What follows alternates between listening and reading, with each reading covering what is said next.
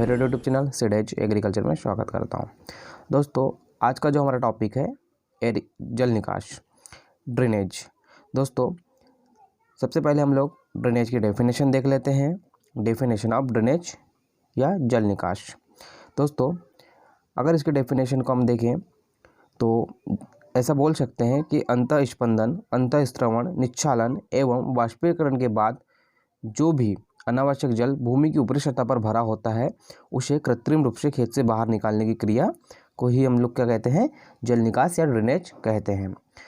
और भी दोस्तों इसकी डेफिनेशन हो सकती है कि पौधों को जो भी जल प्राप्त होता है उसके बाद जो बचा हुआ जल खेतों में रहता है उसे हम लोग कृत्रिम रूप से अगर बाहर निकाल दें तो उसे हम लोग क्या कहेंगे, ड्रेनेज या जल निकास कहेंगे।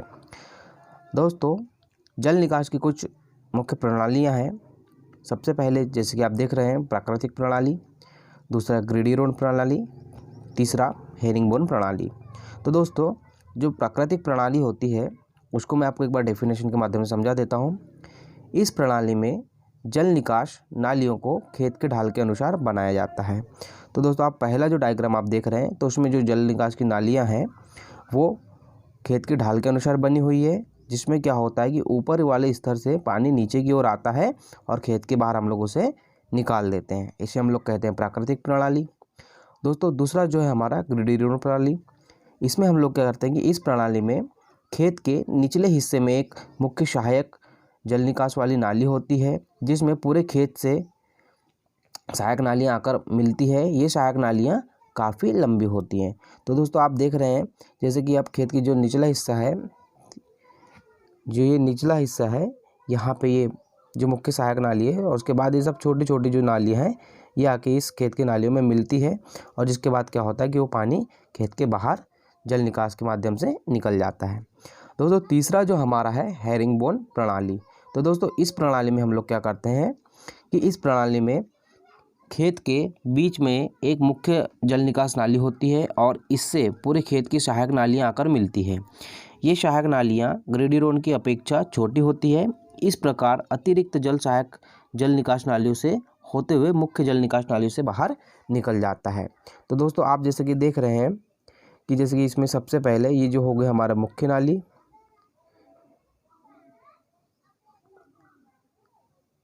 ये हमारी मुख्य नाली हो गई और इसमें जब देख रहे हैं आप छोटी छोटी जो सहायक नालियाँ बीच में बनी हुई है, इससे क्या होता है वो पानी आता है और मुख्य जल निकास की जो नालियाँ होती है उसके माध्यम से बाहर निकल जाता है।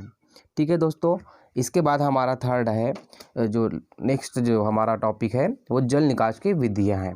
दोस्तों, मैं आपको बता दूं जल निकास की दो मुख्य विधियाँ हैं। सबसे पहली जो विधि है सतही जल निकास की विधियाँ और दूसरा जो है हमारा भूमिगत जल निकास की विधियाँ। तो दोस्तों, जल निकास की विधि में सबसे पहले सतही जल निकास की विधियाँ, सेकंड हमारा भूमिगत जल निकास की विधियाँ। तो दोस्तों, जो सतही जल निकास की विधियाँ हैं इसमें निम्न 3 प्रकार की विधियाँ हैं।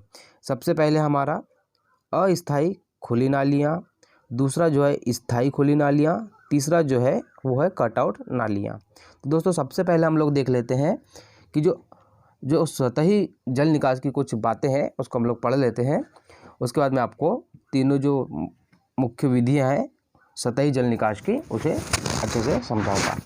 तो सबसे पहले हम लोग देख लेते हैं दोस्तों सतही जल निकास की विधियाँ, कि इस विधि में मृदा के ऊपरी पृष्ठ पर 1 फीट या 30 सेंटीमीटर की खुली गहरी जल निकास नालियाँ बनाई जाती हैं, है ना। ठीक है, और ये नालियाँ ऊपर से चौड़ी एवं नीचे से सक्रिय होती है। ठीक है दोस्तों, ये जो नालियाँ होती है सतही जल निकास की विधियों में जितने भी होते हैं ऊपर से हमेशा क्या होगी, चौड़ी होगी और नीचे से क्या होगी, सक्रिय होगी।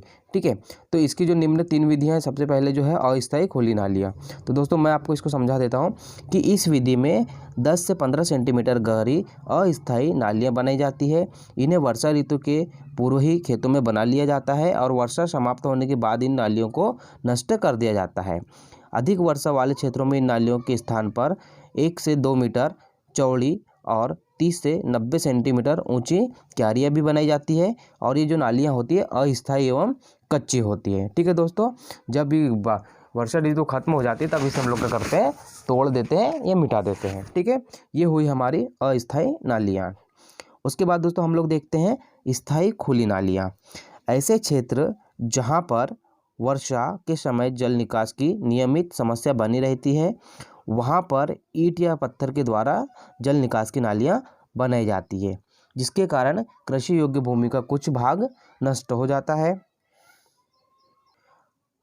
तो दोस्तों हमने क्या देखा कि ऐसे क्षेत्र जहाँ पर अधिक वर्षा के समय जल निकास की नियमित समस्या बनी रहती है, वहाँ पर हम लोग क्या करते हैं, ईंट या सीमेंट या पत्थर के द्वारा हम लोग क्या बनाते हैं, मतलब नालियाँ बनाते हैं, और क्या है, जिसके कारण जो जल है वो खेत के बाहर निकल जाता है। ठीक है दोस्तों, ऐसा जो ये जो कार्य है जहाँ पर अधिक बारिश होती है वहाँ पर किया जाता है, जिसके कारण कृषि योग्य भूमि का जो कुछ भाग है, मतलब क्या कि जो नाली है एक प्रकार से वहीं हमेशा बनी रहती है, स्थायी रहती है, जिसके कारण क्या है कि जो कृषि योग्य भाग है कुछ वहाँ पे उसका नष्ट हो जाता है। थर्ड जो है दोस्तों हमारा कटआउट नालियाँ।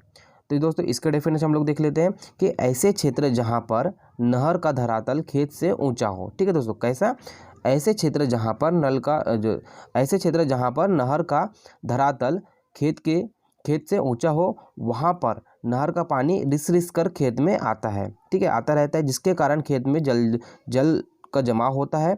इस अवस्था मतलब जल जमाव अवस्था बनी रहती है, जो फसलों के लिए हानिकारक होती है। अतः इस अतिरिक्त जल को 1 से 1.5 मीटर चौड़ी तथा 1 मीटर गहरी नाली बनाकर खेतों से बाहर निकाल दिया जाता है। इस नाली को ही हम लोग क्या कहते हैं, कटआउट नालियाँ कहते हैं। ठीक है दोस्तों, अब दोस्तों इसके बाद हमारा है भूमिगत जल निकास की विधियाँ। तो दोस्तों सबसे पहले हमने पढ़ा सतही जल निकास की विधियाँ, भूमिगत जल निकास की विधियाँ। तो दोस्तों सतही जल निकास जो होता है, जैसे कि हम उसको मैं एक बार आपको फिर से डिफाइन कर दूँ। सतही जल निकास क्या होता है, जो भूमि के ऊपर ही नालियाँ बनाई जाती है उसको हम लोग सतही जल निकास कहते हैं। और भूमिगत जल निकास जो होता है, मतलब भूमि के अंदर जो नालियाँ बनाई जाती है उसे हम लोग भूमिगत जल निकास कहते हैं। तो दोस्तों भूमिगत जल निकास को हम लोग देख लेते हैं। इसमें निम्न विधियाँ हैं, जैसे कि स्टोन ड्रेन्स या रबल ड्रेन्स भी इसे कहा जाता है। दूसरा है हमारा टाइल्स ड्रेन्स, अगला हमारा है मोल्ड ड्रेन्स, उसके बाद है हमारा पाइप ड्रेन्स और हमारा पोल ड्रेन्स। ठीक है दोस्तों, तो इसमें जो सबसे ज़्यादा महत्वपूर्ण जो है हमारी, वो है टाइल्स ड्रेन्स विधि। दोस्तों इससे बहुत सारे कई बार ये क्वेश्चन पूछा भी गया है, तो सबसे हम लोग देख लेते हैं जो टाइल्स ड्रेन्स विधि है, इसको थोड़ा सा डिफाइन कर लेते हैं, बाकी को आप लोग याद कर लीजिएगा। ठीक है, इस जो टाइल्स ड्रेन्स है इसको हम लोग इसकी डेफिनेशन देख लेते हैं। इस प्रकार की नालियों को बनाने के लिए 30 से 45 सेंटीमीटर लंबी एवं 7 से 10 सेंटीमीटर व्यास वाली छिद्रित टाइल्स का हम लोग क्या करते हैं, उपयोग करते हैं।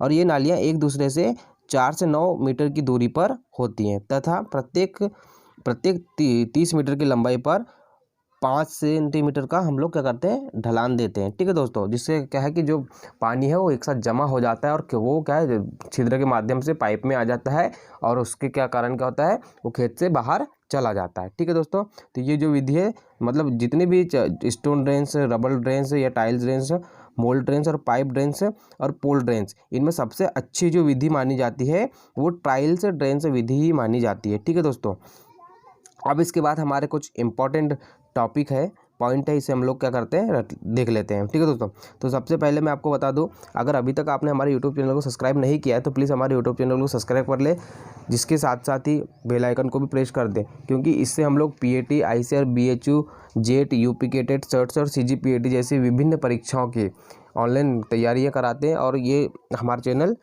इन तैयारियों के लिए बहुत अच्छा है। ठीक है दोस्तों,